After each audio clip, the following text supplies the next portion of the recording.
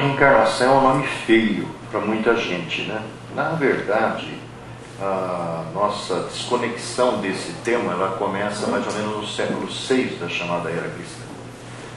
Moisés, que é o patriarca lá dos judeus e que, na realidade, começou a concepção do judaísmo, ele foi iniciado nas escolas egípcias.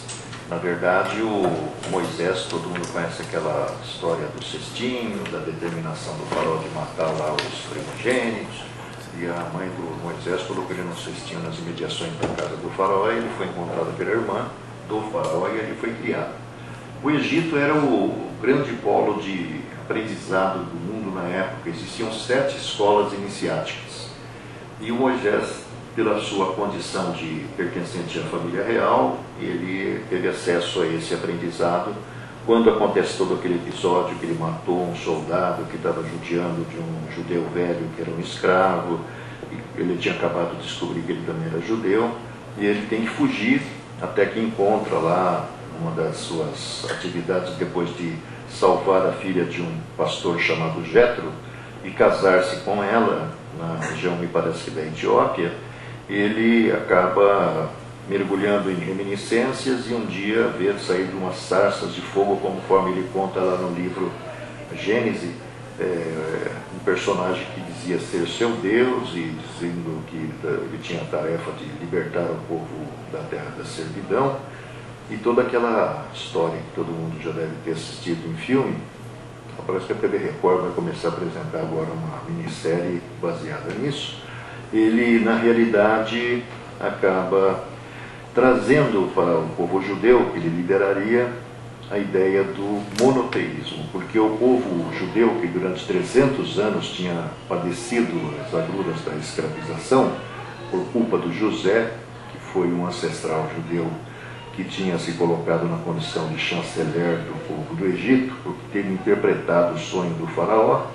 Na realidade, ali começa a grande confusão. É a primeira grande escravização dos judeus, que depois seriam mais uma vez escravizados na sequência pelos babilônios, depois seriam escravizados pelos persas, depois explorados pelos romanos, até que no ano 70 Tito, o general romano, tinha ódio de judeu, acaba com Jerusalém e provoca o fenômeno chamado diáspora, que projetou judeu para tudo quanto é lado até 1949, quando eles tentam recuperar a terrinha deles lá e causam toda essa inquietação que até hoje acaba assustando aí um pouquinho o mundo, com a perspectiva de uma guerra de grandes proporções por conta da luta de palestino com judeu, que não aceita o palestino, a presença do judeu ali naquele território.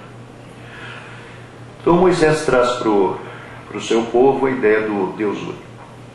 E com ele traz uma série de informações que depois sofreram algumas, talvez, deformações e acabaram transformando a reencarnação na ideia da ressurreição. No mesmo tempo que ele sai de lá, sai um outro personagem na direção da Grécia, chamado Orfeu, que criaria o orfismo. E esse orfismo, na realidade, acaba se transformando na base do politeísmo, crença em muitos deuses.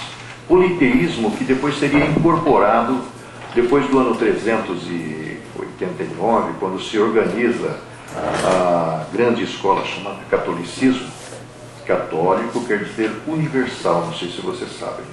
E essa escola, na realidade, acaba no ano 600 aproximadamente da era cristã, banindo do seu conjunto de preceitos, de princípios, a ideia da reencarnação, por causa de um imperador que era casada com uma prostituta chamada Teodósia, e por conta disso ele acaba, a princípio, proibindo a menção da palavra reencarnação, depois provoca um concílio, estabelece um édito, e entre as coisas que ele preconiza é que era proibido quem falasse seria excomungado da igreja ou amaldiçoado.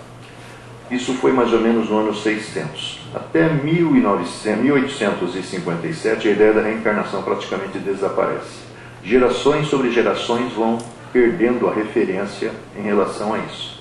Aí surge esse conjunto proposto por um professor chamado Denis Hippolyte Léon Rivail, um francês, um homem racional, não emocional, e que, baseado nos fenômenos que ele passou a observar, acaba se servindo dos agentes causadores dos fenômenos para municiar-se de respostas que vão trazer um conjunto de esclarecimentos muito interessantes, que passam pela sobrevivência, passam pela reencarnação como instrumento de evolução, passam pela influência espiritual, passam pelas perturbações espirituais e um monte de outras coisas que a gente vai mostrando a partir desse programa aqui, ao longo desse ano, mês a mês. E aí nós vemos que a reencarnação, assim como o Espiritismo, né, que ainda é um grande desconhecido pela maior parte das pessoas, ele, na realidade, tem respostas para aquilo que a ciência não conseguiu acessar. Nós vamos começar o trabalho mostrando o que homens da ciência fizeram no século XX. O primeiro fato importante, pouco conhecido ainda, mas provavelmente para aqueles que estiverem interessados em conhecer poderão fazê-lo, vem reproduzido naquele livrinho ali chamado As Vidas Sucessivas. A autoria é um engenheiro francês, diretor da Escola Politécnica de Paris, e que na realidade fazia experiências no sentido de ver-se dentro do processo conhecido como mesmerismo, nos estados alterados de consciência havia a exteriorização de algum corpo. E na realidade, nessas perseguições de respostas, ele acaba esbarrando em algumas coisas inusitadas. Duas das pacientes que eram testadas fizeram referências a respeito de episódios de uma vida passada. Ele começou então a se concentrar nisso, que não era o objetivo principal da sua busca, e reúne vários professores universitários, alguns dos quais também fazem suas próprias pesquisas. Uma delas, das 19 que estão relatadas naquele livrinho ali, ela vai fazer com que uma pessoa, no estado alterado de consciência, não por hipnose, mas um processo de associação de ideias e magnetização na região da cabeça da pessoa, ela foi levada a voltar 12 existências antes dessa daqui. Evidentemente não é possível confirmar-se isso, mas são dados muito sugestivos que vão, de uma certa forma, confirmar aquilo que o Espiritismo apresenta. Ele não está fazendo isso em nome do Espiritismo, mas o Espiritismo, de uma certa forma, baseia-se nas informações dele para mostrar que o Espiritismo não está falando sobre besteira. Na sequência, nós temos o segundo livrinho ali.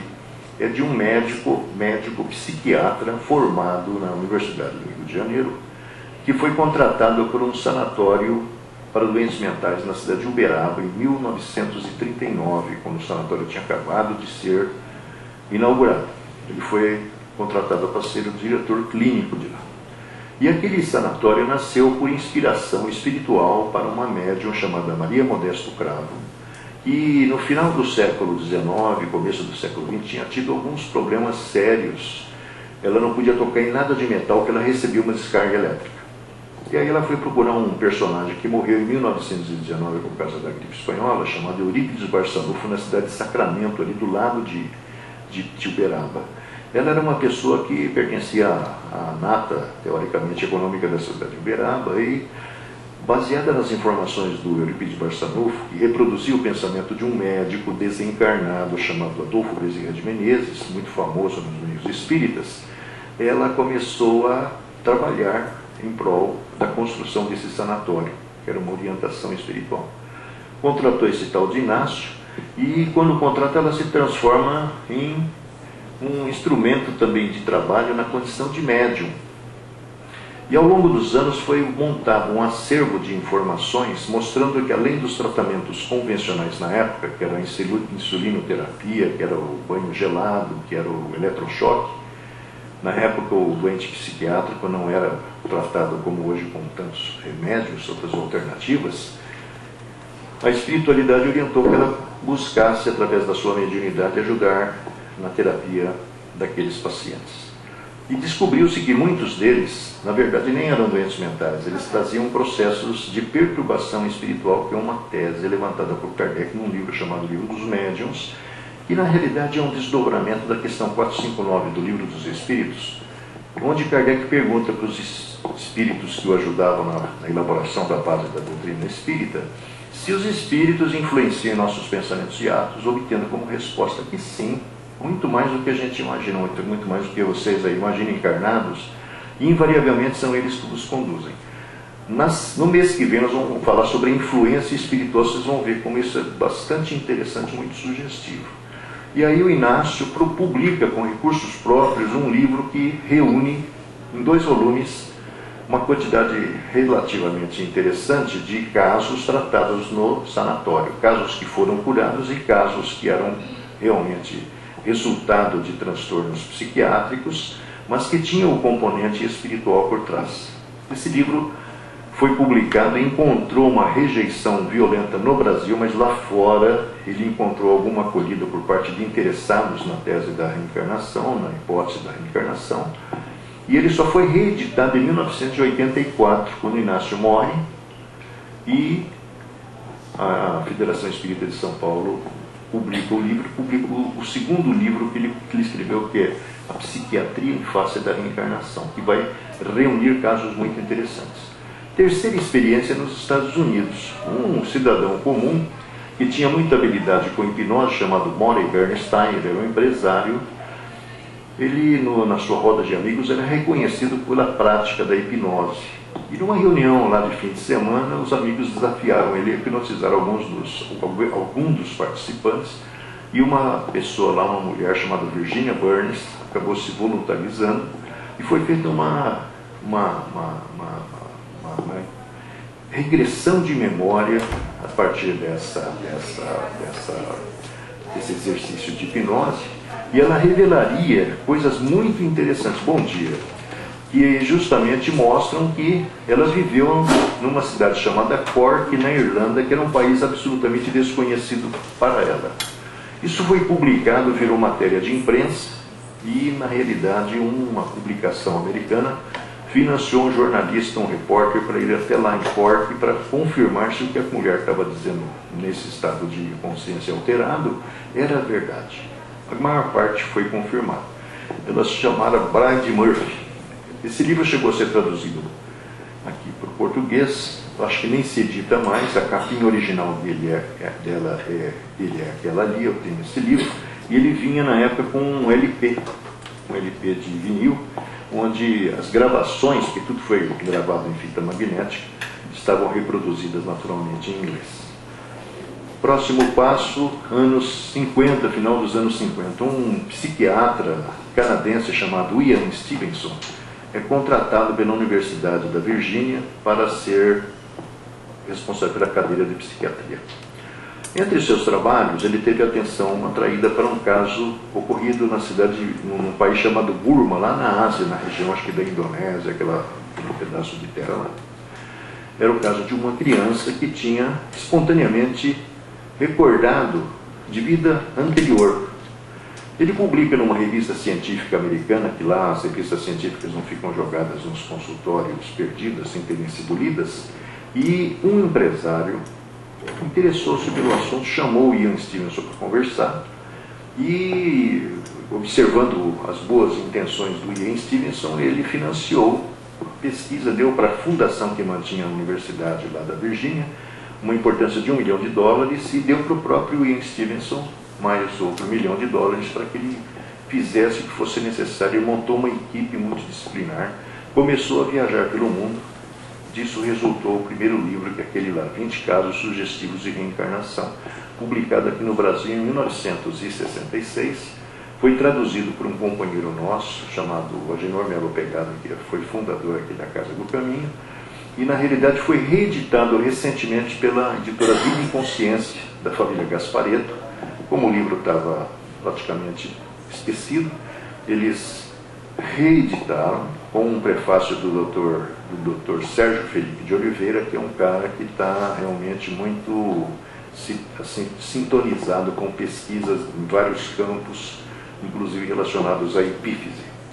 E o Ian Stevenson morreu há uns 3 anos atrás, deixando em arquivo 2.100 casos, muitos dos quais viraram um segundo livro, que a editora Vida e Consciência também publicou, traduziu e publicou também com um prefácio do Sérgio Felipe de Oliveira.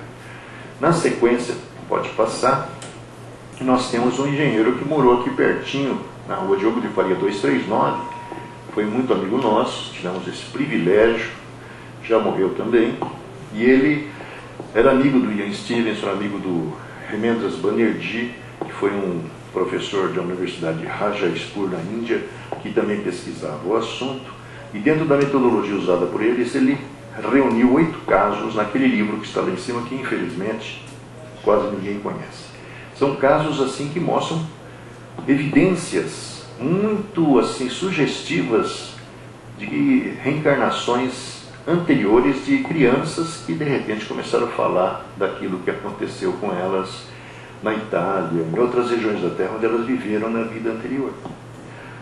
O próximo indicador interessante é um acervo assim monumental construído nas casas espíritas, porque as casas espíritas recebem diariamente uma quantidade enorme de pessoas padecendo os problemas chamados de obsessão, muitos dos quais, como Inácio Ferreira mostrou lá nos transtornos psiquiátricos, derivados de influências espirituais de pessoas que prejudicaram as vítimas de agora, os pacientes de agora, numa existência passada. É impressionante a quantidade de pessoas que têm comprometimentos com a escravatura no Brasil, não é? Porque nós éramos muito bonzinhos, casos assim de enterrar a pessoa até o pescoço, lambuzar a cabeça da pessoa com mel para os insetos vinificar, deixando ela exposta ao sol, coisas assim muito sugestivas que mostram como uma criatura humana é ruim. Aí você fala, mas espera aí, isso aí foi no século XIX. Aí você pega, como é que chama, Elisa Samúdio, né? Que foi picada e jogada para os cachorros. Pega o Tim Lopes, jornalista da Globo, que foi condenado e também picado lá no morro, porque estava fazendo matéria contra os traficantes do morro. E você vê que isso aí não foi no século XIX, foi agora no começo desse século, ao final do século XX, né? Outras evidências interessantes são os casos das crianças geniais que hoje, inclusive, o Facebook circula por aí. Molequinhos que às vezes não sabem nem falar direito, já tocam piano, já demonstram assim uma genialidade espontânea. Os pesquisadores do século XX disseram que essa situação é possível quando o intervalo entre uma encarnação e outra é curto. Eu morro, sou um grande instrumentista, renasço 5, 6 anos depois, não deu para apagar o que tinha lá na memória passada. O intervalo de tempo que permanecemos no plano espiritual é determinante para que realmente os indicadores do nosso comportamento, da nossa formação lá atrás, acabem-se, de uma certa forma, se perdendo, né? Até certo ponto. De vez em quando a gente ouve falar de um moleque de 13 a 14 anos que entra numa universidade federal, passando vestibular. Essa genialidade, ela não é um acidente histórico, nem porque o cara ficou estudando que nem um louco. Muitos deles trazem realmente ainda muitos vestígios das lembranças passadas, o que viabiliza essas situações. Outra situação, que essa aqui então é mais fascinante ainda, a partir dos anos 60, um grupo de médicos, psiquiatras e psicólogos americanos começaram, a primeira delas foi a Edith Fiore. Ela começou a fazer uma pesquisa para desmistificar essa ideia de reencarnação. Americana, é protestante, é católica. E ela não acreditava em reencarnação. 16 anos depois de fazer investigações com mais de 1000 pacientes, ela chegou à conclusão que a reencarnação é o fator determinante de problemas comportamentais, mentais, que muitos dos pacientes tratados por ela apresentavam. A doutora Ellen Wambach, que é aquela autora do Recordando Vidas Passadas, que foi traduzido para português, ela também é uma grande fonte de referência, é muito legal. Aí o mais famoso de todos passou a ser o Brian Weiss, não é? Que a gente até o ano passado, ou retrasado naquele evento lá da missa do cadáver lá, né? A gente fez uma referência a respeito dele, porque ele também entrou nessa meio que acidentalmente, tentando ajudar uma colega de trabalho do hospital onde ele clinicava, e na realidade a moça tinha uns transtornos assim, mentais, emocionais muito graves, e ele acabou tropeçando e caindo diante das evidências de que muitos daqueles problemas que envolviam personagens que estavam ao lado dela tinham a sua origem em existência passada ou existências passadas. Então, no estado alterado de consciência, porque muitos desses psiquiatras e psicólogos, na realidade, começaram a usar a hipnose como instrumento de relaxamento. Depois de dezenas de sessões, sem fazer com que o paciente libertasse de seu mundo interior determinados sentimentos, aplicaram a hipnose para relaxar e, de repente, o cara trouxe para fora coisas muito além daquilo que se buscava. Foi o caso do Brian Weiss, que é o famosão aí, que a agenda dele, eu vi uma entrevista dele na Globo, e ele falou que estava preparando outros indivíduos porque a agenda dele não ia conseguir cumprir nessa vida. Ele não atendia mais ninguém, não agendava mais ninguém. Tal o interesse que aquela terapia que ele desenvolveu despertou lá nos Estados Unidos. Todos esses fatos são do século XX. Como nós vimos, o que foi produzido no meio acadêmico, praticamente com a morte dos seus agentes, praticamente está guardado. Não serve para nada por enquanto, né? Outros nem foram considerados, mas quando forem, vão demonstrar para as pessoas que têm dúvidas que a reencarnação é um fato. E que nós vamos ver na sequência, antes nós vamos dar uma resposta do Kardec sobre outros indicadores que podem nos levar a refletir e raciocinar sobre a reencarnação ser ou não uma realidade.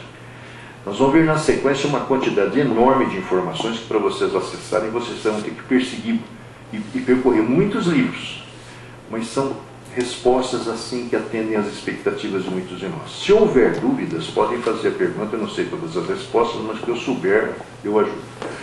O tiozão aí, que é o Allan Kardec, vai nos responder essa pergunta aí, ó. Além das diferenças de personalidade entre irmãos, eu tenho um pai e uma mãe, tenho uma irmã. Eu tenho determinadas tendências, por exemplo, essa que eu estou aqui, de uma certa forma, exercendo, e a minha irmã já tem uma tendência para a questão material da vida. Por que essa diferença? Papai e mamãe são os mesmos. Fomos criados sob a mesma influência e a mesma orientação. Essa diferença de personalidade, por quê? A reencarnação pode ser o fator indicativo. A diversidade das aptidões inatas, as morais e intelectuais também, as limitações físico-emocionais. 5 filhos, um deles vem de deficiência mental. 4 irmãos, um é homossexual. Por quê? Onde nasce isso?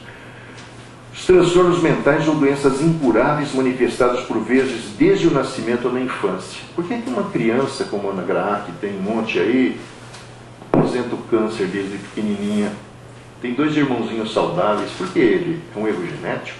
Mas esse erro genético nós vamos ver que tem ascendentes espirituais, como nós vamos mostrar na sequência.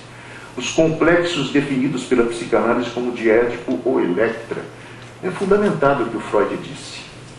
Tem filho que tem uma atração pela mãe, outra filha que tem atração pelo pai. Isso demonstra que lá no passado, provavelmente, o nível de relação entre eles não fosse de paternidade e maternidade. As irresistíveis tendências psicológicas observadas no comportamento de certos indivíduos. O cara que é estuprador, o cara que é antropófago. Por que isso? De onde vem? Ele nasceu como eu, nasceu socialmente com maiores restrições, mas por que ele tem essas tendências? Por que ele se vinga na sociedade como ele está demonstrando? Kardec diz, na verdade, esses e outros quadros são apenas efeitos. É efeito do que eu fiz de mim mesmo ou para mim mesmo lá atrás, determinados por causas, consistindo em expiações ou provas que paulatinamente vão levando o espírito imortal na direção da sua iluminação interior, porque essa é a nossa busca incessante. Nós vamos encontrar a felicidade e a paz no dia que a gente estiver iluminado interiormente, ou seja, harmonizado com Deus. Requisito para a felicidade e paz verdadeiras. Agora nós vamos entrar nas questões. Vocês vão ver aí que muitas respostas às dúvidas que nós carregamos estão contempladas. Antes, aquela imagem lá, nós já mostramos, acho que a última vez, né? O espírito é aquilo lá do lado esquerdo. Ele não tem forma, é um ponto de luz. Para se tornar visível na nossa realidade, ele se reveste daquela estrutura intermediária chamada corpo astral, corpo espiritual ou perispírito para os espíritas, que vai modelar esse corpo físico que vai se, de uma certa forma, materializar nessa dimensão e vai nos auxiliar no trabalho da nossa evolução. Então, somos constituídos, na verdade, de dois corpos adicionais. O do meio ali é o resultado da evolução ao longo das eras, que na realidade se replica aqui, numa confirmação que os russos obtiveram lá nos anos 60, nos anos 50, quando desenvolveram a chamada máquina Kirlian. Eles não são católicos, não são espíritas. Os países da cortina de ferro, pelo contrário, não acreditavam em absolutamente nada. Mas, na verdade, eles mostraram que aquele corpo intermediário ele é real. Eles chamam isso de modelo organizador biológico. Então vamos ver aqui o que diz o Espiritismo a respeito da realidade da reencarnação. O que é o Espírito, que é aquela pontinho luminoso? É o princípio inteligente do universo individualizado. Segundo o Espiritismo, replicando o que a Índia já sabia, não essa Índia de hoje, mas a Índia milenar, o princípio inteligente talvez seja a mônada do Leibniz, que é um filósofo alemão do século XVIII. A mônada, ou o espírito, ou o princípio inteligente, passa pelo mineral, passa pelo vegetal, passa pelo animal irracional inferior, superior, para despertar no racional na direção do espiritual. Quando ele sai do animal irracional, ele se individualiza e é caracterizado pelo pensamento contínuo. Não para de pensar. Pode falar, meu irmão. Como nasce o espírito? Você tem explicação? Então, de talvez a tese do Leibniz, ela tenha fundamentação. Tudo começa numa célula que existe numa outra realidade, e hoje nós sabemos que a física quântica afirma que isso aqui é uma realidade virtual, existem universos paralelos de onde nós viemos. O Chico Xavier, dentro da mineirice dele, falava que na realidade o plano material, esse aqui, é um prolongamento do mundo espiritual. O espírito, o momento exato, nós vamos ver uma pergunta na sequência, em que isso acontece é difícil precisar. O próprio Espiritismo não tem todas as respostas. Até porque o Kardec falou que o Espiritismo não era uma obra acabada. Era apenas o ponto de partida para outras evoluções que viriam na continuidade.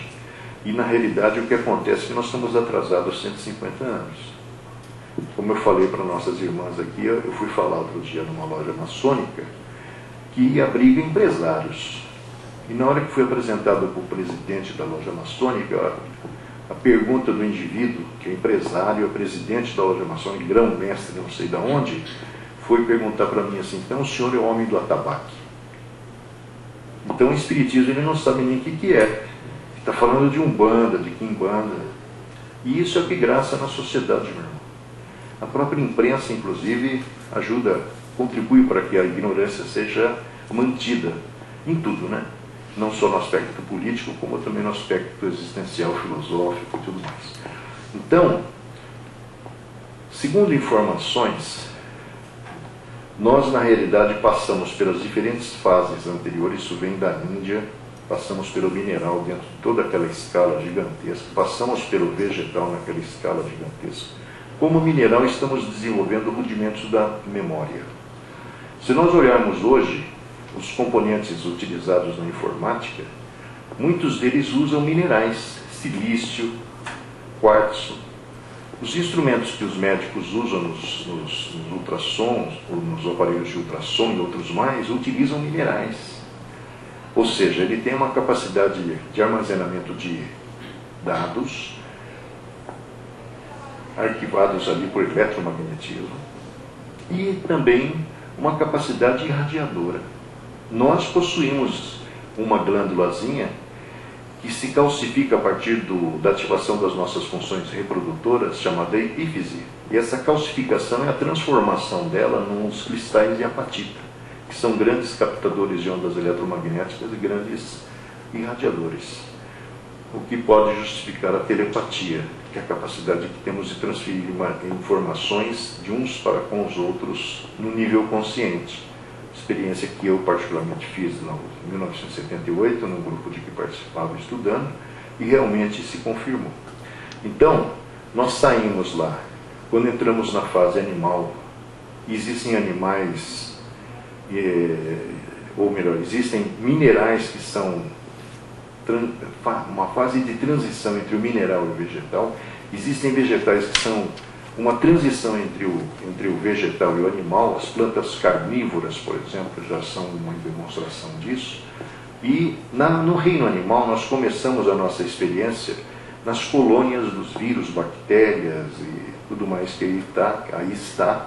Existe um biólogo molecular chamado Rupert Sheldrake, inglês, da Universidade de Oxford, com especialização em Harvard, e um trabalho desenvolvido na Índia, que propôs uma tese dos chamados campos mórficos, ou campos morfogenéticos, que seria a explicação para todas essas formas que vivem de uma certa maneira coletivamente, como as colônias. No processo evolutivo elas viriam para os insetos, formigas, abelhas, que têm estruturas muito interessantes do ponto de vista de vida social. Dessa condição passam para os peixes, nos cardumes, e aí iniciam um processo de individualização nos répteis, passam pelas aves, passam pelos animais irracionais inferiores, para chegar nos superiores, que são os mamíferos, que estão se aproximando de nós. Biologicamente, as experiências com os DNAs da vida demonstraram que o macaco bonomo, na sua estrutura biológica, fisiológica, ele tem 98,7% de semelhança conosco. Tudo isso, 98,7%, só 0,3% de diferença biologicamente falando. Então, o que faz a diferença é o que está por trás. Porque a ciência do século XXI abriu-se com a ideia de que cérebro e mente são coisas separadas, quando no século XIX dizia-se que a mente era um subproduto do funcionamento do cérebro. Isso é bastante interessante, porque nós vamos ver, provavelmente ao longo desses próximos anos, próximos 30, 40 anos, um salto assim, extraordinário de evolução. E o que vai distinguir o animal irracional, o macaco, por exemplo? Eles têm uma vida social muito próxima da nossa, principalmente os macacos, né? Que são assim, divididos em inúmeras espécies, que têm um comportamento social muito solidário. Ele, na realidade, pelos estudos, a revista super interessante do final do ano passado publicou uma matéria mostrando que eles se abatem diante da perda determinada pela morte de um companheiro. Eles se protegem, eles se defendem. A internet da vida, aí, o Jornal Nacional, o Globo News, mostraram um exemplo interessante de um grupo de macacos na Índia, numa estação ferroviária, transitando em cima dos fios de alta tensão. Um macaco, de repente, recebe uma descarga elétrica, despenca lá de cima. O líder do bando desce, desesperado, tenta ressuscitá-lo de todas as formas, chacoalha, chacoalha, chacoalha. Não consegue resultado, joga-o numa poça de água fria. O bicho tem um choque térmico e acorda. Macaco. Nós vamos mostrar aqui no dia 1º de abril, não é mentira, na Casa do Caminho, um trabalho intitulado Animais Domesticáveis, que a gente achava que era só o cachorro, o gato, o papagaio, o passarinho, mas hoje nós vamos mostrar lá um monte de filmes, de documentários que revelam que não existe essa animosidade entre as espécies. Mostra-se ali cachorro convivendo com leão, tartaruga. O negócio é essa história do macaco. O Christian, que foi um exemplo muito interessante, 2 londrinos encontram um filhote de leão numa rua nas imediações da casa em que eles moravam em Londres, abrigam, ele cresce, se torna grande demais, resolvem levá-lo para uma dessas áreas reservadas para a vida animal na África, e lá o soltam. Tempos depois, saudosos, resolvem visitá-lo. Aí os tratadores vão buscar o leão, procurar o leão, sei lá, e advertem-nos para que não chegue perto, porque ele voltou à vida selvagem, voltou à sua fase instintiva. Aí o Christian vem lá de dentro do mato, os dois estão aqui, não sei se pelo odor, seja lá por que for. O leão vem, eles começam a falar, não sei se foi o tom da voz. Na hora que o leão chega bem perto deles, a impressão que dá é que o leão vai comer os caras. O leão abraça os dois homens. E pior, daqui a pouco ele vai buscar a fêmea com que ele casou e traz os filhotes para o cara conhecer, os caras conhecerem. Bom, eles estão ao passo da humanização. Aqui o Espiritismo fala nos 3 reinos da natureza, no livro dos Espíritos. Nós viemos de lá, né? Bom, então, o ponto certo nós vamos ver já, nem eles sabem. Mas também a resposta, todas elas não estão prontas, né? Vamos caminhar um pouquinho, senão a gente não consegue terminar. O objetivo da reencarnação, segundo o Espiritismo, os espíritos, que são todos os que estão abrigados na Terra, que não são exclusividade do nosso planeta, não pertencem eternamente à mesma ordem. Todos melhoram, passando pelos diferentes graus da hierarquia espiritual. Esse melhoramento se verifica pela encarnação, que a uns é imposta como uma expiação e a outros como uma missão. O Santo Agostinho, no livro do Evangelho segundo o Espiritismo, capítulo 3, mostra que o espectro evolutivo dos seres humanos da Terra vai ao infinito. Você tem índio antropófago na África e tem personagem pensando em mudar para Marte e não voltar mais. Você tem gente muito inteligente. A vida material é uma prova a que devem se submeter repetidas vezes até atingirem a perfeição absoluta. É uma espécie de peneiro ou depurador de que eles saem mais ou menos purificados. A encarnação ocorre sempre na espécie humana para, de uma certa forma, apagar aquela ideia que uma das 4 correntes budistas afirma, né, que a gente pode voltar como animal, como uma punição, não é? Que o budismo tem 4 correntes: a corrente indiana, a corrente chinesa, a corrente japonesa e a corrente tibetana do Dalai Lama. São 4 interpretações diferentes. A encarnação ocorre sempre na espécie humana, então. Seria erro acreditar que o espírito ou alma pudesse encarnar no corpo animal. Essa é a tese que o Espiritismo defende. Seguinte, a reencarnação é imperativa em todos os orbes do universo, porque o universo é infinito. A reencarnação é princípio universal, compreendendo-se que existem esferas, porque a reencarnação, ao princípio, não acontece onde nossos olhos conseguem enxergar. As diferentes dimensões que circundam a Terra, provavelmente a reencarnação também seja um mecanismo indutor ao progresso. Já atingiu características inacessíveis ao conhecimento humano atual. Isso foi dito pelo André Luiz, que é um personagem que nós vamos ver várias vezes aqui hoje, que foi médico. Quando se dá a primeira encarnação? Ignoramos absolutamente, diz o Kardec, respondendo talvez ao senhor, em que condições se dão as primeiras encarnações. Apenas sabemos que são criados simples e ignorantes, tendo todos assim o mesmo ponto de partida, o que é conforme a justiça. O que sabemos é que o livre-arbítrio só se desenvolve pouco a pouco após numerosas experiências na vida corpórea. Vamos em frente. O número de existências corpóreas é limitado, com reencarnação 10 vezes, já saímos daqui, ou o espírito se reencarna perpetuamente? A cada nova existência, respondem os espíritos a Kardec, o espírito dá um passo na senda do progresso. Quando se despojou de todas as impurezas, não precisa mais das provas da vida corpórea. Na sequência, é o mesmo para todos os espíritos? Não. Aquele que avança rapidamente, nós temos o livre-arbítrio, né? A gente pode tomar uma decisão e, de uma certa maneira, perseguir objetivos mais nobres do que aqueles que nos alimentam as expectativas aqui. Se poupa das provas. Não obstante, as encarnações sucessivas são sempre muito numerosas, porque o progresso é quase infinito.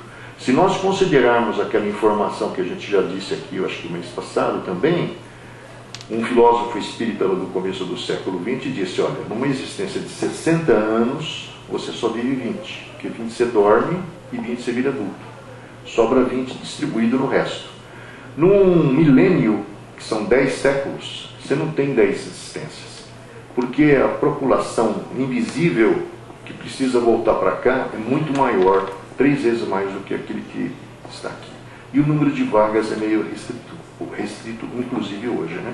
Sobram as camadas mais desfavorecidas da população economicamente, porque os mais escolarizados Hoje vem filho como um carro, como trabalhoso, e invariavelmente as pessoas querem viajar, querem um apartamento novo, que é o carro do ano, e não querem saber de problema. E filho dá trabalho, dá muito trabalho. Vamos lá então. Seguindo em frente. Qual o estado do espírito na primeira encarnação? Criado simples e ignorante, o espírito está em sua origem num estado de nulidade moral e intelectual, como a criança que acaba de nascer. Se não fez o mal, também não fez o bem. Nem é feliz, nem infeliz. Age sem consciência e sem responsabilidade. Desde que nada tem, nada pode perder, como não pode retrogradar.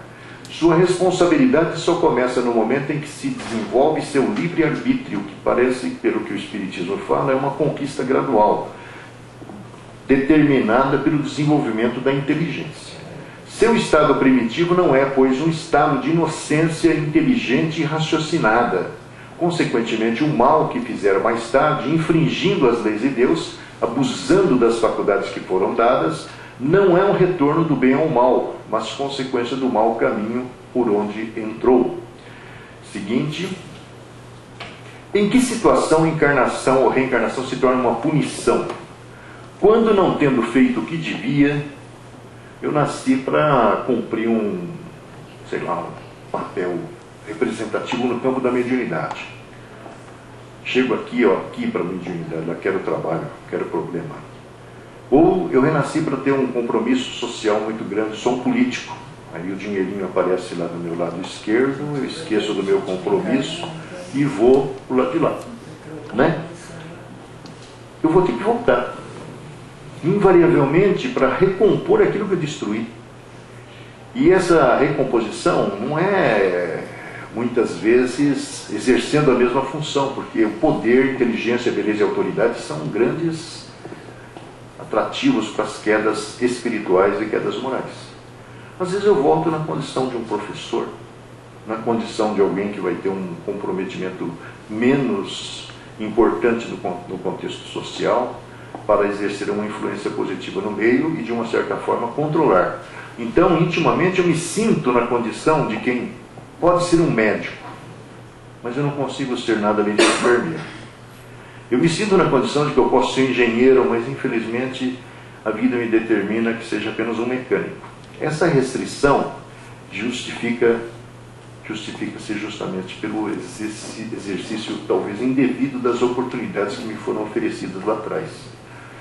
Quando, não tendo feito o que devia, o espírito é constrangido a recomeçar sua tarefa e multiplica suas existências corpóreas penosas por sua culpa. Um estudante, olha a analogia interessante, só é graduado após ter passado por todas as classes, não é assim? Suas classes são um castigo?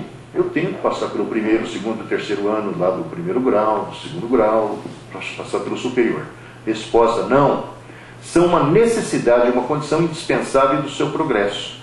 Mas se pela preguiça for obrigado a repeti-las, aí é uma punição. Poder passar algumas é um mérito.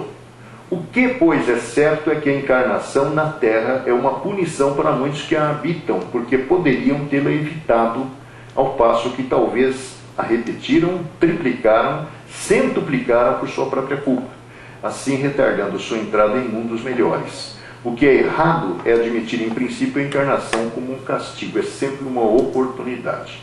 Passando para frente, qual o número de encarnações necessárias para que o espírito tenha consciência?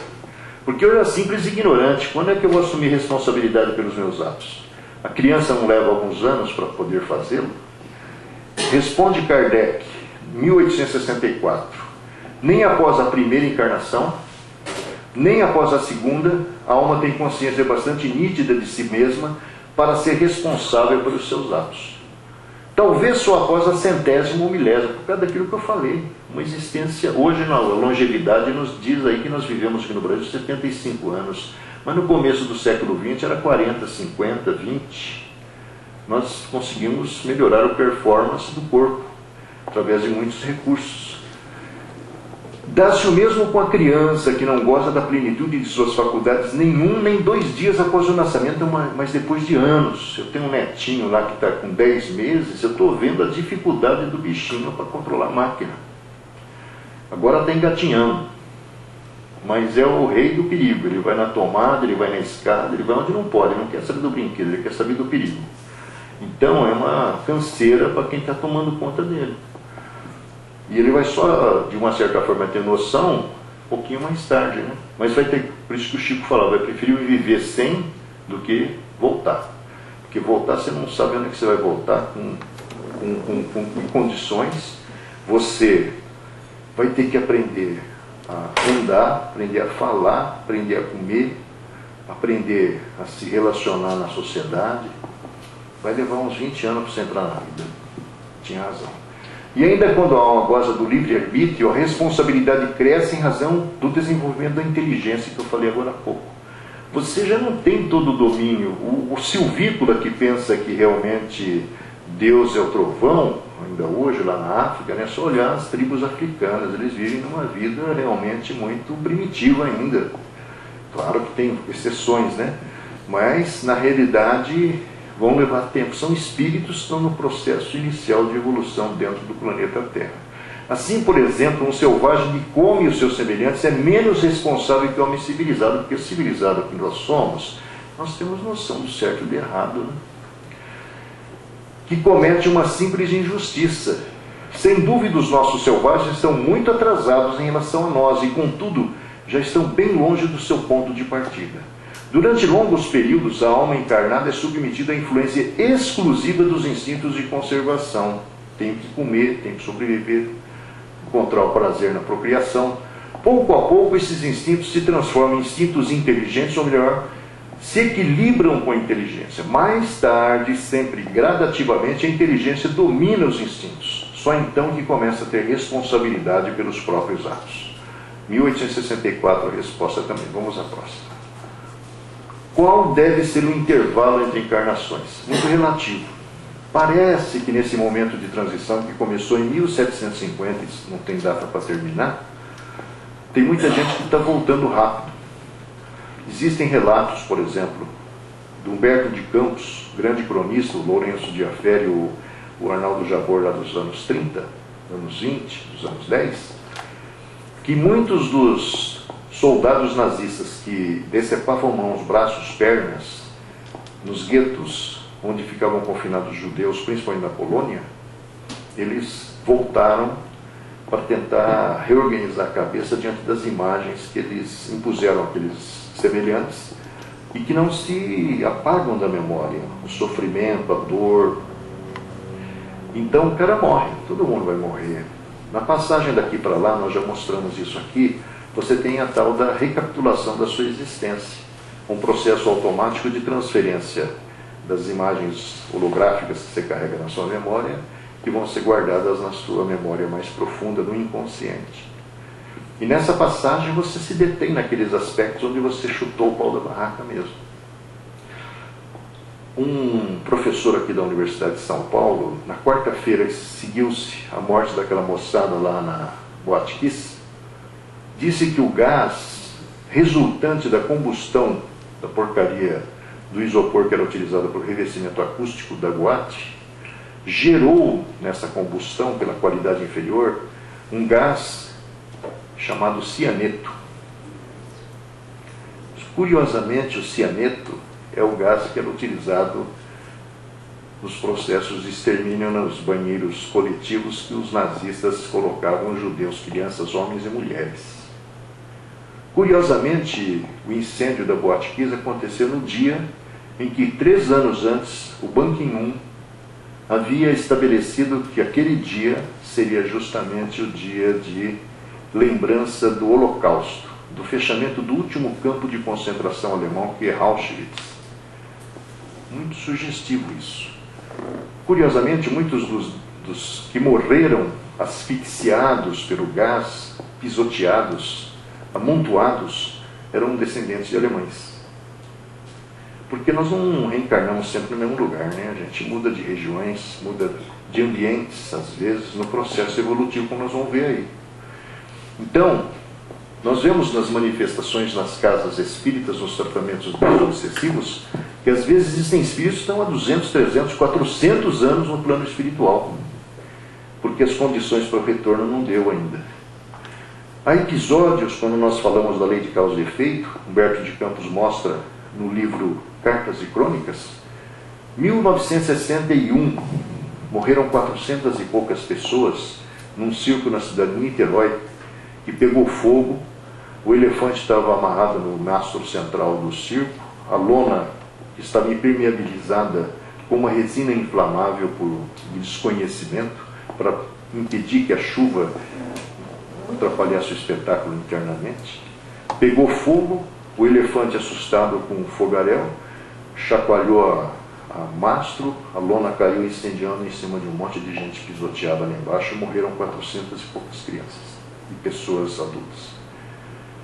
Humberto de Campos vai pesquisar nos arquivos da espiritualidade e encontra a resposta em 177 depois de Cristo, na cidade de Lyon, lá na França, onde numa arena morreram queimados cristãos, cercados por farpas impregnadas de resinas inflamáveis e pisoteados por cavalos das cavalariças do exército local, na tentativa de entreter uma autoridade do poder central chamada Lúcio Galo, que vinha em nome do imperador fazer uma visita para a cidade longe do centro do Império Romano, que era Roma, né?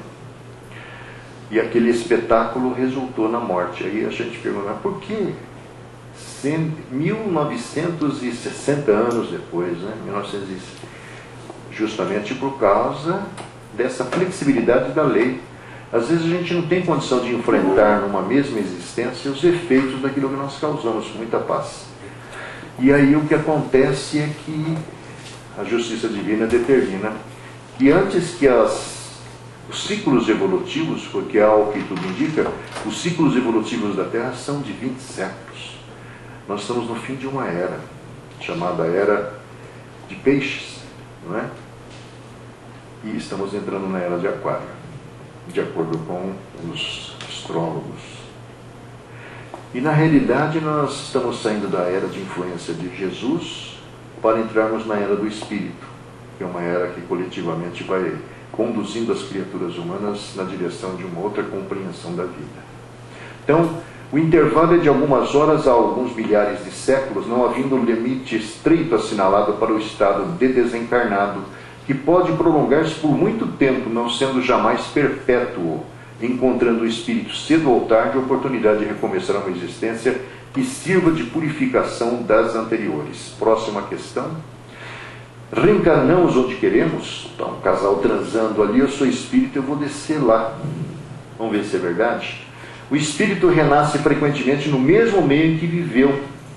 Nós estamos grudados na mesma família espiritual que vem acompanhando, ou que nós estamos acompanhando ao longo das eras. Então esse marido, esse filho, esse pai, essa mãe, esse sogro, essa sogra, esse parente difícil, esse amigo, às vezes próximo, não é estranho. Essa afinidade que eu tenho com ele foi tecida em convivências lá atrás. Essa animosidade que eu tenho com ele, o ódio que eu tenho por ele sem explicar, foi construída lá na existência pregressa.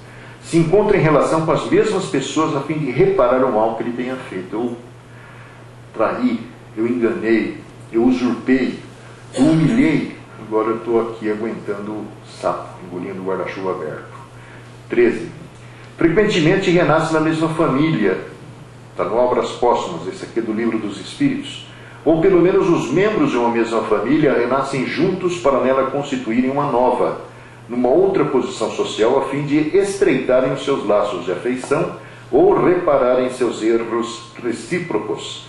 Pelas considerações de ordem mais geral, frequentemente se renasce no mesmo meio, na mesma nação, na mesma raça, seja por simpatia, seja para continuar estudos que fizeram, se aperfeiçoar, prosseguir trabalhos começados que as circunstâncias ou brevidade da vida não permitiram terminar. A gente sempre lembra do caso do Fábio Mário Henry, Santo André, está no final de uma balada sexta-feira em Cuiabá, último ano de engenharia, sai com um amigo, um cara vem lá de dentro bêbado, provoca uma discussão, da discussão o cara saca um revólver, dá 5 tiros, um transfixa o coração do Fábio, o Fábio cai ali mesmo.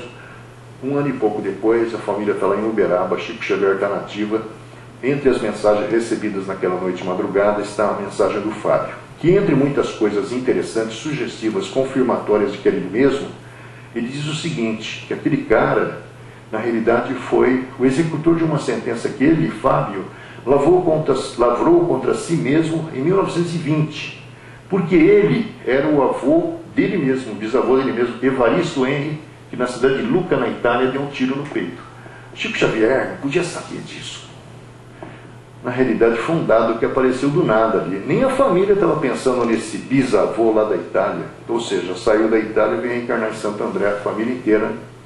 Então, olha como parece que é verdade, hein? Mas tudo isso aqui que vocês estão vendo é para apenas pensar, né? Mas que para mim é verdade, eu não tenho dúvida. Que utilidade pode ter para um espírito sua encarnação num corpo que morre poucos dias depois de nascer? Para que isso? Bom, resposta dos espíritos. O ser ainda não tem consciência bastante desenvolvida da sua existência. A importância da morte é quase nula mesmo. Frequentemente, como já dissemos, trata-se de uma prova para os pais.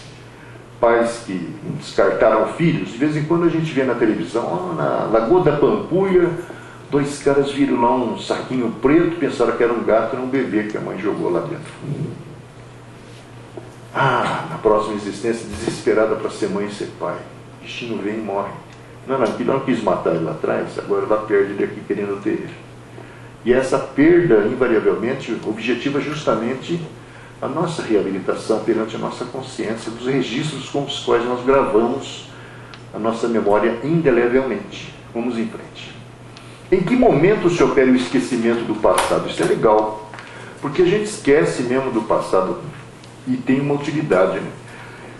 Desde que o espírito é preso ao laço fluídico que liga ao germe, né, que é o zigoto, aquela evolução toda, a perturbação apodera-se dele, crescendo à medida que o laço se aperta. E nos últimos momentos, o espírito perde a consciência de si mesmo. Parece que é por volta dos 7 meses. Nós começamos a apagar para recomeçar a recuperar quando nós saímos da barriga da mamãe. De sorte que ele nunca testemunha consciente do seu nascimento. Então, na regressão de memória, vai te ajudar a lembrar desse momento. No momento em que a criança respira, o espírito começa a recobrar suas faculdades que se desenvolveram à medida que se formam e consolidam os órgãos que devem servir para a sua manifestação, porque o corpinho vai crescendo, né? E o espírito vai cada vez mais dominando ele. Mas não é o esquecimento ainda, olha aí que vem na sequência, ó. Isso seria o esquecimento do passado. Eu fui lá, o Zé Prequeté, eu fui a Maria Helena. Possibilidade que o espírito não coloca. Eu não tenho só reencarnações na condição masculina. Periodicamente eu mudo de papéis. Aquela experiência de 19 casos do livro Vidas Sucessivas mostra isso. Nas 12 existências que a mulher teve alguns momentos que ela veio como homem. A escritora Taylor Caldwell, que é uma personagem famosa, autora do livro de Médico de Homens e de Almas, que é a história do Lucas, ela entrou numa depressão terrível quando perdeu o marido Marcos, por quem foi profundamente apaixonada. Apaixonada porque ele era amigo, era marido dela, já em outras existências, salvou a vida dela muitas vezes, a ligação deles era muito profunda. Ela estava querendo se matar, mas católica não tinha coragem. Aí um amigo sugere a regressão. São feitas várias sessões gravadas e ela volta até Atlântida. Interessante. Na realidade, ela veio ao longo das eras, foi mãe do Lucas, ela foi assistente de uma grande personagem que exercia a medicina na Grécia. Eram as mulheres que exerciam a medicina mesmo, uma tal de Aspásia, parece que foi. Ela descreve uma operação de cérebro lá na antiguidade, coisa que só veio ser desenvolvida mais recentemente aqui.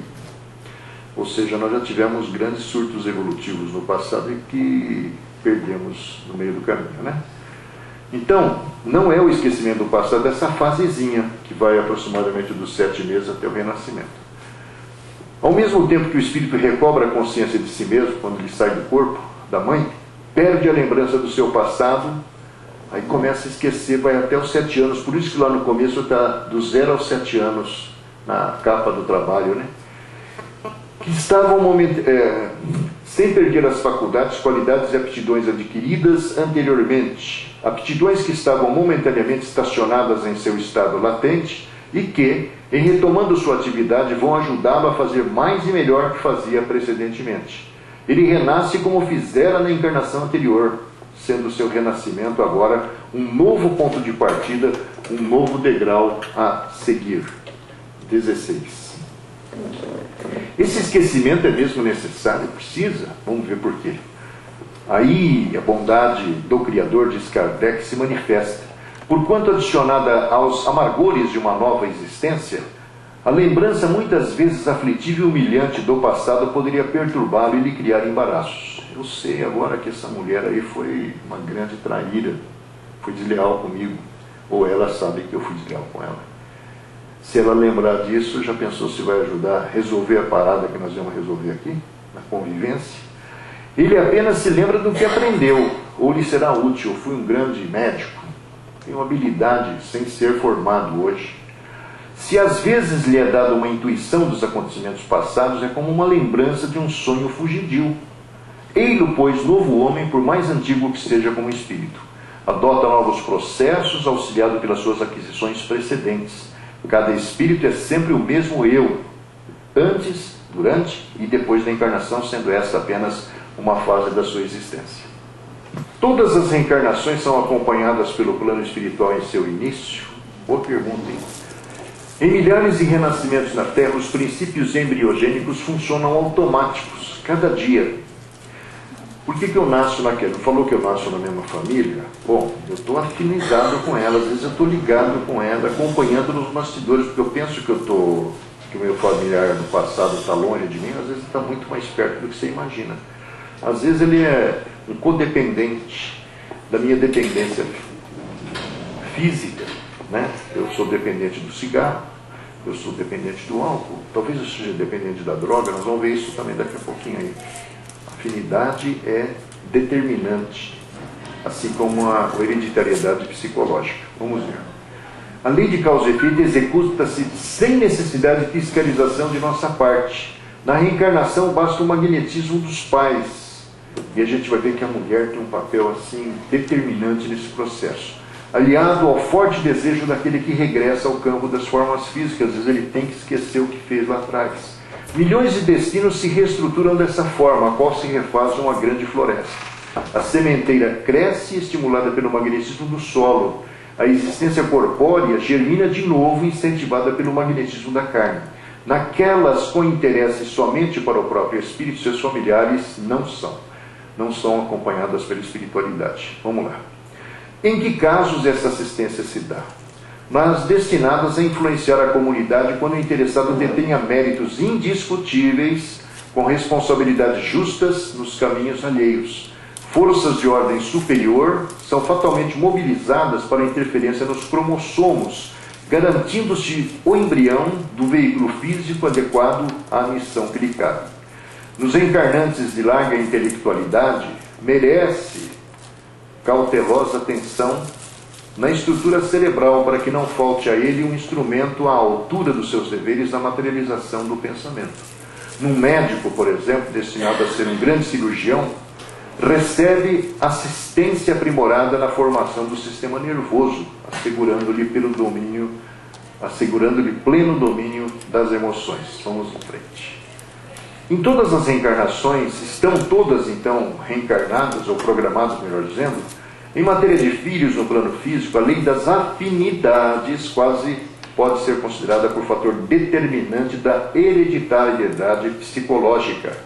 A vida dos companheiros encarnados se conjuga com a vida dos companheiros desencarnados que lhes são afins.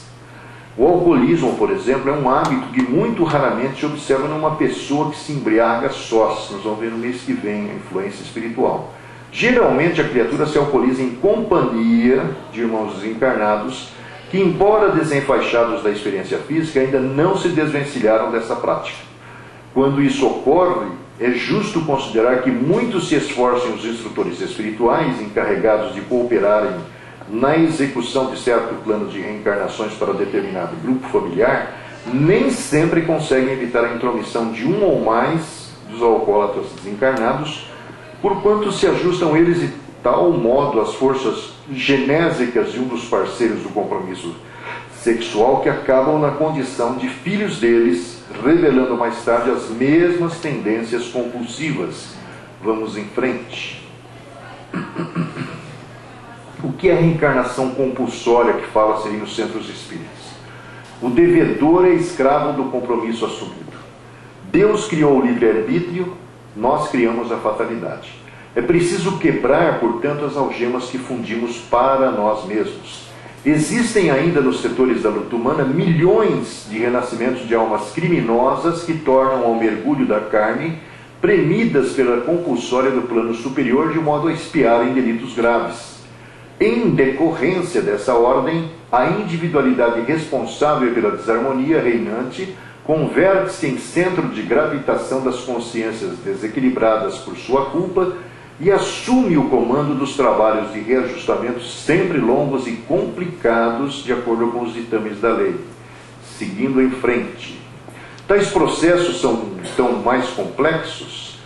Chico Xavier disse no livro Imagens no Além, mais lento, levando mais de um ano para se completar o restringimento, que é a diminuição dessa estrutura adulta que eu tenho, por exemplo.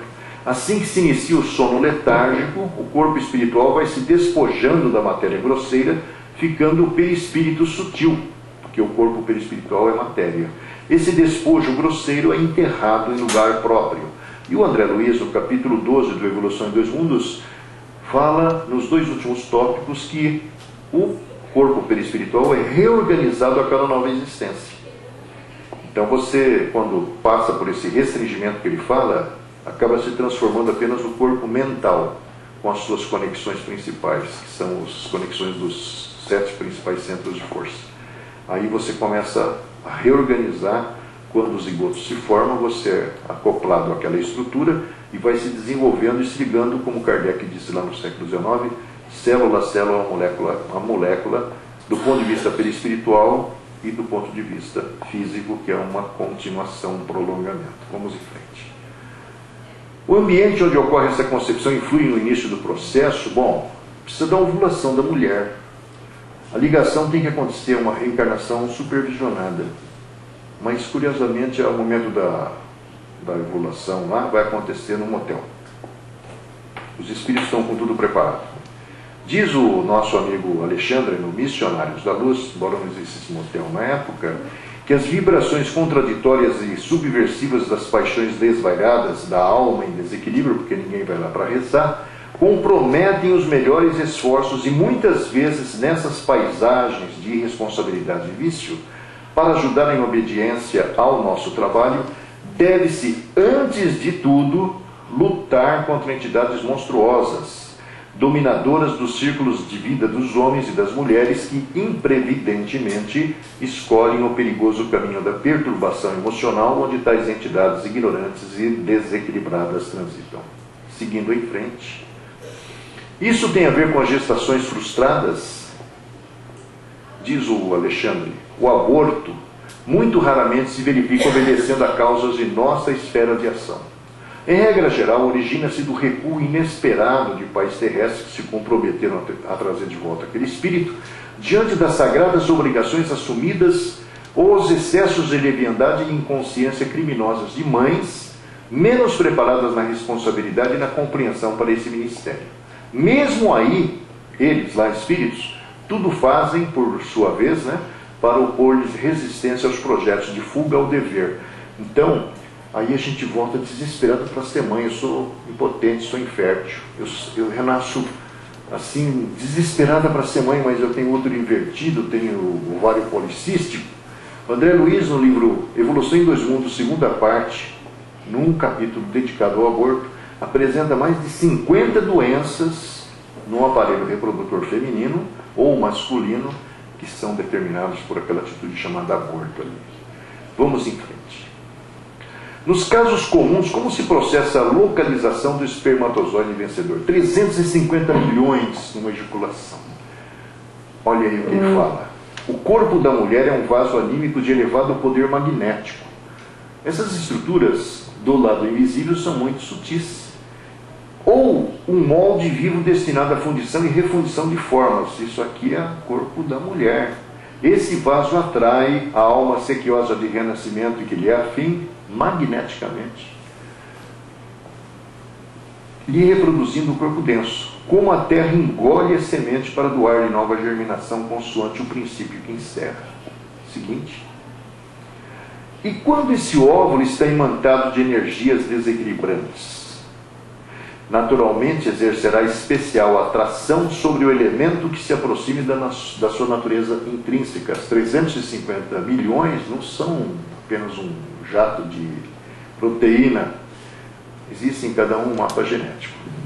Em vista disso, a célula masculina que atinge o óvulo, em primeiro lugar para a fecundação, não é a mais apta no sentido de superioridade, mas em sentido de sintonia magnética em todos os casos de fecundação para o mundo das formas. Como nós vemos, a espiritualidade já nos anos 40 estava adiantando informações que certamente no dia que os homens se preocuparem com esses aspectos poderão dar segurança para nós que tudo isso é verdade, né? Vamos à questão seguinte. Nesses casos, como explicar a chamada redução ou miniaturização do corpo perispiritual? Então, naqueles casos em que acontece dentro da regra geral, unido à matriz geradora do santuário materno, o perispírito ou corpo espiritual sofre a influência de fortes correntes eletromagnéticas que lhe impõem a redução automática. É magnetismo. E ele usa um exemplo aqui interessante. Constituído à base de princípios químicos semelhantes em suas propriedades ao hidrogênio, a se expressar em moléculas significativamente distanciadas umas das outras, quando ligado ao centro genético feminino, experimenta expressiva contração, a maneira do indumento de carne sob carga elétrica de elevado poder. Então, o exemplo do cara que vai trocar a antena, encosta no fio de alta tensão, a desidratação daquele corpo é acelerada, ele vira um torresminho. Observa-se então a redução volumétrica do veículo sutil pela diminuição dos espaços intermoleculares. Toda matéria que não serve ao trabalho fundamental da refundição da forma é devolvida ao plano etéreo. Está no Entre a Terra e o Céu, capítulo 29. Como entender a função moderadora do corpo espiritual do novo corpo físico? Porque os russos dizem que isso aqui é réplica daquilo que está entre o espírito e esse corpo. Reduzidos os princípios organogênicos essenciais do perispírito à maneira de um ímã, vão aglutinando sobre si os recursos de formação do novo vestuário de carne, que é esse corpo, que lhe será o próximo veículo de manifestação, também lá no 29 do Entre a Terra e o Céu. E a hereditariedade, como é que fica? Como aceita nos conhecimentos científicos do mundo, tem os seus limites. Filhos e pais, indubitavelmente, mesmo moralmente distantes, guardam sempre afinidade magnética entre si, e mesmo os progenitores fornecendo recursos ao espírito reencarnante, os cromossomos, né? Eles estão condicionados às necessidades da alma, que no fundo é herdeira de si mesma. Assimilamos as energias dos nossos pais terrestres na medida de nossas qualidades boas ou más para o destino enobrecido ou torturante a que fazemos jus. Vamos em frente. O que determinaria um corpo perfeito ou com deformações? Por que tem criança que já nasce com o bracinho curto? Nasce cego? Os contornos anatômicos da forma física, disformes ou perfeitos, longilíneos ou brevilíneos, belos ou feios, fazem parte dos estatutos educativos. Então ele já traz aquele corpinho como uma repercussão das necessidades evolutivas para aprender a se portar, talvez de uma forma mais racional diante dos eventos, como não fez lá atrás.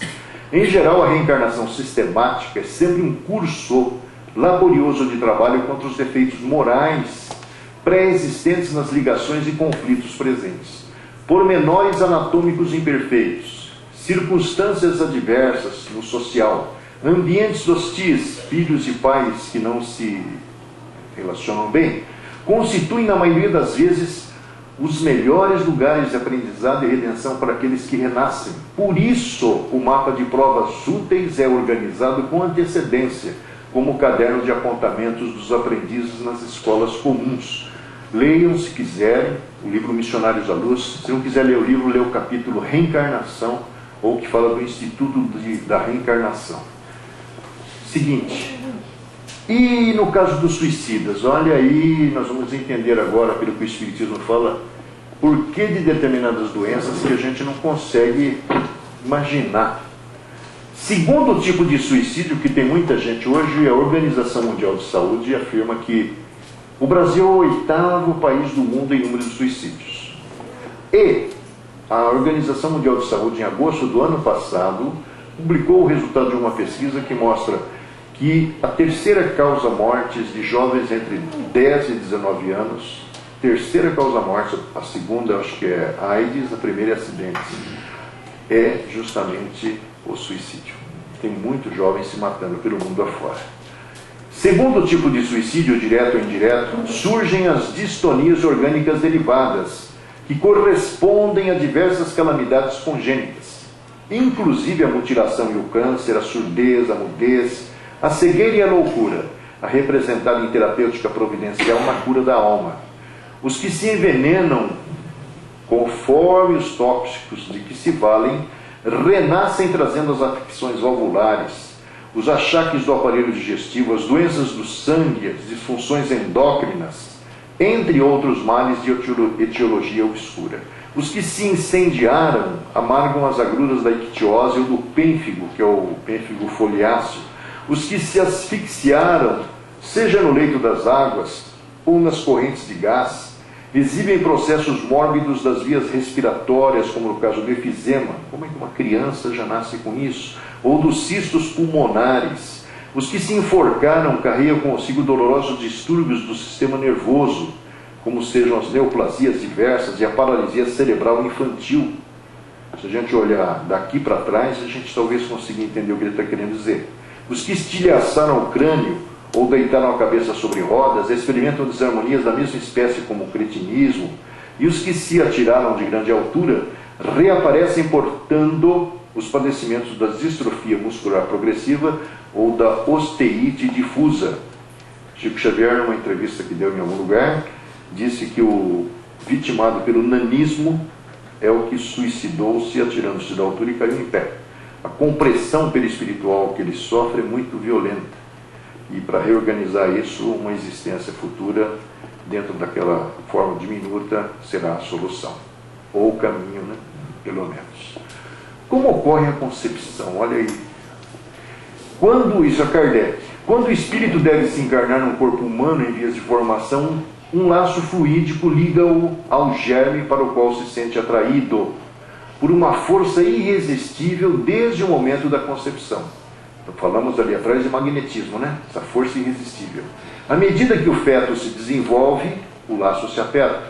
Sob a influência do princípio material do embrião, o perispírito, que possui certas propriedades da matéria, se une molécula a molécula com o corpo que se forma. Quando o feto está inteiramente desenvolvido, a união é completa, então ele nasce para a vida exterior. Seguindo em frente. A ligação inicial é no corpo perispiritual do filho com a mãe, diz o nosso Alexandre no livro Missionários da Luz. Isso é importante. A ligação inicial é no corpo perispiritual do filho com a mãe. Ou seja, a concepção acontece antes no plano espiritual. Do ponto de vista físico, através dos condutos naturais, correm os elementos sexuais masculinos em busca do óvulo, em velocidade de 3 milímetros aproximadamente por minuto. Aos milhares seguem em massa para frente, impulso instintivo, magnetismo também, não é? O futuro óvulo materno preside ao trabalho prévio da determinação do sexo do corpo a organizar-se. Um dado interessante, hein? O óvulo materno preside ao trabalho prévio de determinação do sexo do corpo a organizar-se. A célula feminina, sofrida a dilaceração da cutícula, enrijece-se, contrai-se. Cerrando os poros tenuíssimos, recebe o esperado visitante, impedindo a intromissão de qualquer outro dos competidores que haviam perdido a primeira posição na grande prova. Pouco mais de 4 minutos após atravessar a periferia do óvulo, alcança seu núcleo. Ambas as forças, masculina e feminina, formam agora uma só, convertendo-se do ponto de vista espiritual um tenuíssimo foco de luz, Prossegue a divisão da cromatina, ajustando-se à forma reduzida do reencarnante, interpenetrando-se com o organismo perispirítico da mãe no microscópio, o globo de luz que, impregnado de vida, começa a movimentar-se. Sequência que consome em torno de 15 minutos para consumar-se. Vamos em frente. E nos casos dos espíritos que chegam ao plano espiritual com as sequelas das desarmonias que desenvolveram no corpo abandonado pelo impositivo da morte. O problema é de natureza espiritual. Durante a gravidez, a mente do reencarnante permanecerá associada à mãe, à materna, influenciando a formação do embrião. Todo o cosmos celular do novo organismo estará impregnado pelas forças do pensamento doente do que regressa ao mundo, renascendo com as deficiências de quem ainda é portador, embora favorecido pelo material genético que recolherá dos pais, nos limites da lei da herança para a constituição do novo envoltório. Na mente reside o comando. A consciência traça o destino, o corpo reflete a alma. Toda agregação da matéria obedece a impulsos do espírito. Nossos pensamentos fabricam as formas de que nos utilizamos na vida. Como entender as gestações difíceis para a futura mãe? Vomita direto, passa mal. A mulher grávida, além da prestação de serviço orgânico à entidade que se reencarna, é igualmente constrangida a lhe suportar o contato espiritual. Estão praticamente chumbados ali. Sempre sacrificial quando se trata de alguém com escuros débitos de consciência. É meu inimigo, é minha inimiga do passado, minha rival. A organização feminina durante a gestação sofre verdadeira enxertia mental. Os pensamentos do ser que se acolhe ao santuário íntimo lhe envolvem totalmente, determinando significativas alterações em seu cosmo biológico.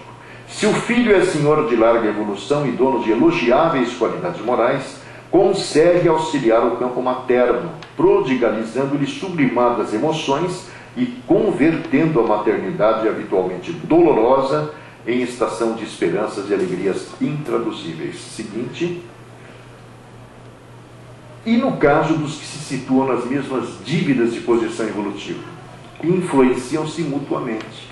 Se a mãe atua de maneira decisiva na formação do novo corpo, o espírito atua vigorosamente nela, estabelecendo fenômenos perturbadores em sua constituição de mulher. A permuta de impressões entre ambos é inevitável e os padecimentos que o reencarnante traz se imprimem na mente maternal, que os reproduz no próprio corpo. A corrente de troca entre mãe e filho não se circunscreve à alimentação de natureza material, estendendo-se ao intercâmbio constante de sensações diversas. As mentes de um e de outro como que se justapõem, mantendo-se em permanente comunhão, até que a natureza complete o serviço que lhe cabe no tempo, os 270 dias. De semelhante associação procedem os chamados sinais de nascença, pois certos estados íntimos da mulher alcançam de algum modo o princípio fetal, marcando-o para a existência inteira, já que o trabalho da maternidade assemelha-se a delicado processo de modelagem. Seguinte, como entender a questão da mudança de sexo? Bom, os espíritos já disseram a Kardec lá em 1857. Os espíritos encarnam-se homens ou mulheres porque o espírito não tem sexo na sua essência. Isso é uma necessidade da replicação. Como devem progredir em tudo, cada sexo, como cada posição social, oferece-lhes provas e deveres especiais e novas ocasiões de adquirir experiências. Aquele que fosse sempre homem, só saberia o que sabem os homens. As inversões também podem ser determinadas por dois outros motivos: punição ou missão. Seguinte, o filho adotivo tem ligações com aquele que o acolhe? Respondem os espíritos: invariavelmente os que o acolhem são os mesmos pais consanguíneos que o beneficiado de hoje, em encarnação passada, escravizou como filho natural aos próprios caprichos, apunhalou a golpes de ingratidão, impôs aflição e exigiu sacrifícios constantes. Desembaraçado no plano espiritual, de consciência desperta, percebendo a extensão dos erros cometidos, lastimando as próprias faltas, deseja-lhes retomar o calor da ternura, mas os princípios da reencarnação, em muitas circunstâncias, permitem desfrutar-lhes a convivência na posição de filhos alheios, a fim de aprender a entesourar o amor verdadeiro. Seguinte, a união entre o espírito e o corpo é definitiva desde o momento da concepção. A união é definitiva no sentido de que outro espírito não poderia substituir o que foi designado para o corpo. Mas, como os laços que o prendem são muito frágeis, fáceis de romper, podem ser rompidos pela vontade do espírito que recua ante a prova escolhida. Aí vem os abortos espontâneos. Nesse caso, a criança não vinga. Seguinte, o processo de reencarnação termina com o parto? Aqui está a resposta da abertura do trabalho. Não. O corpo humano tem suas atividades propriamente vegetativas, mas o corpo perispiritual, que dá forma aos elementos celulares, está fortemente radicado no sangue. Isso aqui é um dado a ser ainda estudado pelos homens da ciência. Na organização fetal, o patrimônio sanguíneo é uma dádiva do organismo materno. Logo após o renascimento, inicia-se um período de assimilação diferente das energias orgânicas, em que o eu, reencarnado, ensaia a consolidação de suas novas experiências, e somente aos 7 anos da vida comum começa a presidir por si mesmo ao processo de formação do sangue, elemento básico de equilíbrio ao corpo perispirítico ou forma pré-existente, no novo serviço inicial. Sendo assim, apenas quando atinge os 7 anos após o renascimento, o processo reencarnacionista está consolidado. Acho que, vamos ver se temos alguma coisa. Umas analogias de Emmanuel para terminar. O mundo é nossa escola. A família consanguínea é o grupo estudantil a que pertencemos. O lar é a banca de experiências. Amigos representam os explicadores. Adversários desempenham o papel de fiscais. Os parentes difíceis são cadernos de prova. E ele termina: o trabalho espontâneo do bem é o curso da iluminação interior que podemos aproveitar segundo a nossa vontade. Acho que aí terminou.